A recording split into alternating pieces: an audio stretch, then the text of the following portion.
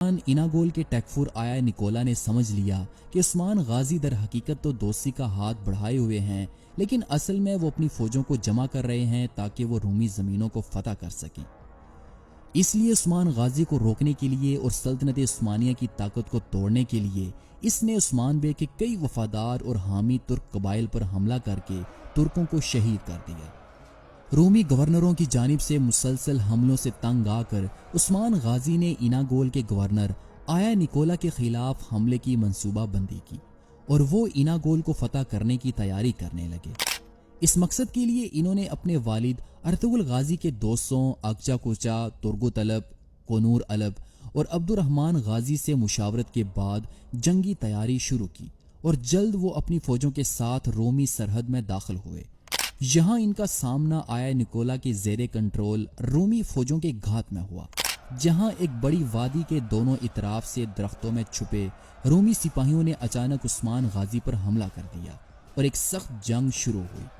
عثمان غازی اور ان کی فوج کو بڑی مشکل کا سامنا کرنا پڑا اور بے شمار ترک اس حملے میں مارے گئے، جن میں عثمان غازی کا بہترین جنگجو بائے ہوجا بھی شہید ہو گیا، اور عثمان غازی بڑی مشکل سے رومی حصار کو توڑ کر اپنے سپاہیوں کو زندہ واپس لانے میں کامیاب ہوئے، اور یوں اس جنگ میں دونوں میں سے کسی بھی فریق کو فتح حاصل نہ ہو سکی۔ اس ابتدائی شکست کے بعد جب عثمان غازی واپس سوغوت شہر میں آئے تو وہ بے حد اداس تھے۔ وہ اپنے خیمے میں گئے اور خود کو خیمے میں بند کر لیا۔ انہوں نے نماز ادا کی اور اللہ سے مدد مانگی اور خوب گڑ گڑا کر روئے، جس کے بعد عثمان غازی کو نیند آ گئی اور وہ وہیں سو گئے۔ جب عثمان غازی رات کو سوئے تو انہوں نے ایک بڑا ہی خوبصورت خواب دیکھا۔ انہوں نے خواب میں دیکھا کہ ان کے شیخ ایدابالی کے سینے سے ایک چاند نکلتا ہے جو کہ ان کے سینے میں داخل ہو جاتا ہے۔